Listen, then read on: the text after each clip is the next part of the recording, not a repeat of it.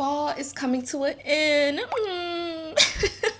But with that being said, I wanted to share some of my favorite fall recipes this season, as well as some of the ones I wish I tried. Now, towards the end of the video, I'll be trying one of those recipes that I wish I tried. So definitely stick around if you want to see that. But aside from that, let's start off with the recipes that I absolutely loved. The first one is my sweet potato pie recipe. You've heard it. It was so good, so warm. I feel like this season is when it starts to get really cold and then we start craving things that's cozy.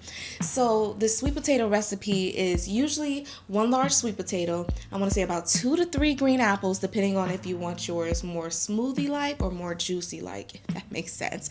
Add more apples if you want more juicy like juice. Add less if you want it to be a bit more smooth and creamy. Add a knob of ginger, about 1 inch. I would also recommend adding a sprinkle of cinnamon. Now this is what makes it a sweet potato pie recipe, because when you blend these delicious pairings together and then add that cinnamon on top,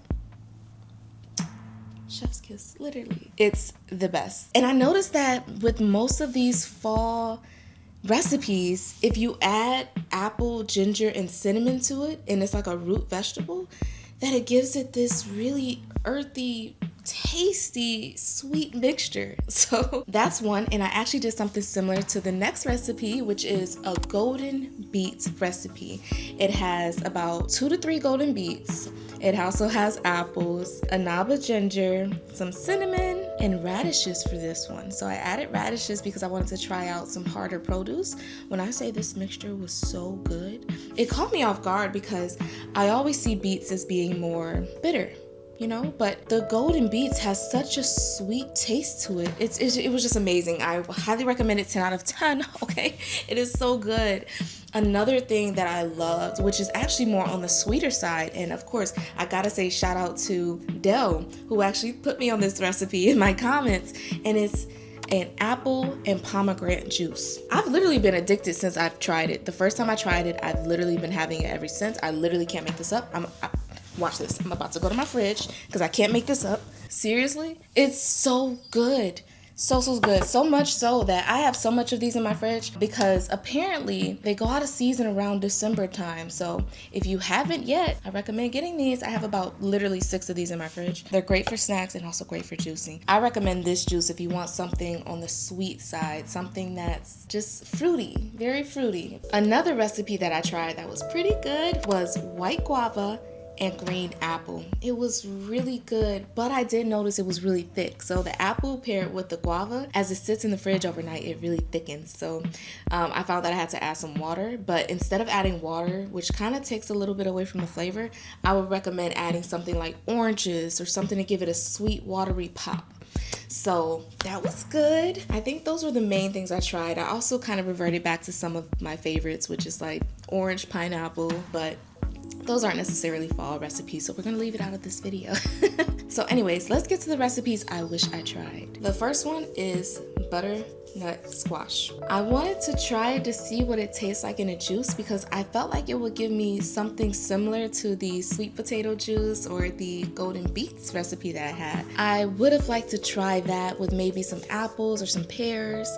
Maybe add some oranges if I wanted more on the fruitier side, or if I wanted it more on the savory side, I would have added the ginger and cinnamon. So that's definitely one I wanted to try. Another one is pumpkin. I was seeing it a lot in the stores and I was tempted. I'm like, I wonder how this would taste in a juice. I didn't do it. But that's definitely something I wanted to try, and I feel like it would have been good, again, with that base that I was mentioning earlier with the apple, ginger, and cinnamon. I feel like it would have been so good. So that's definitely something I wanted to try. Another one I wanted to try was a cranberry juice. Now, I'm not gonna lie, I could have done it.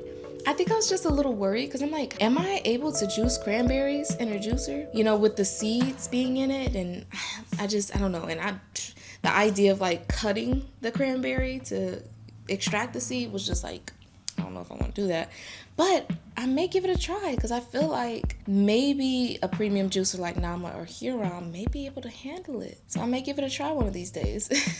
Another recipe I wanted to try was figs, a fig juice.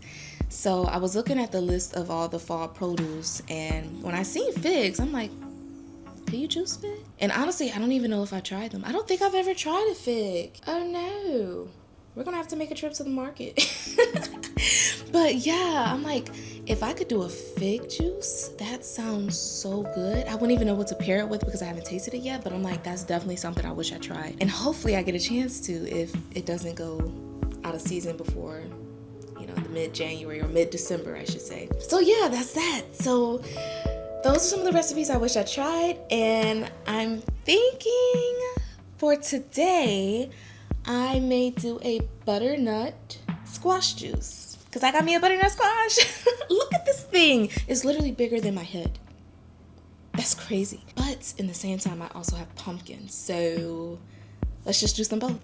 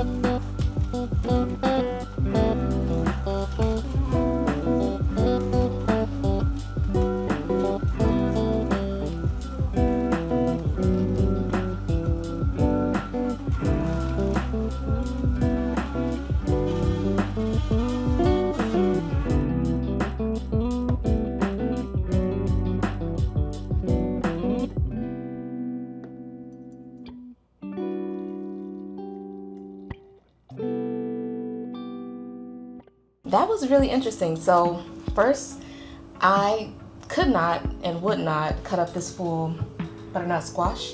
It's very hard to cut into, and I figured I could use the rest of this for a meal actually, which I'm glad I did, because did you all see how much pulp was left?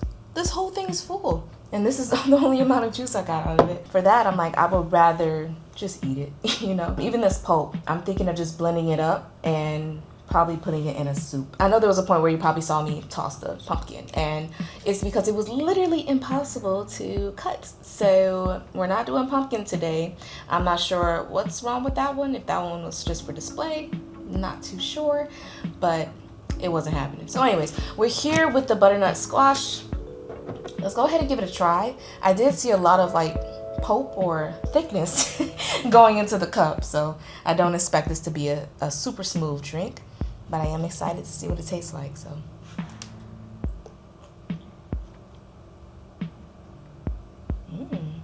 that's really good. But you ever had that thing happen where you eat something sweet and your mouth starts watering? That literally just happened to me. I don't know why. My mouth was like, yes. I'm convinced if you mix green apple, ginger, and cinnamon together with like an earthy or fall produce, it's always going to give you this dessert tasting drink. I like it. I do. I could go without the pulp, of course. There's much pulp in here, much pulp. But if this was like a smooth drink, I would definitely love this. The only thing I'm worried about is that it doesn't seem like it yields as much juice. So this would be something I'll probably enjoy every now and then, but it won't be something that I would juice often, as I feel like it's smarter to use that for just eating. I hope you enjoyed this video. If you did, please like, subscribe, and share the love. I would truly appreciate it, and I hope to see you all in the next videos. All right, take care.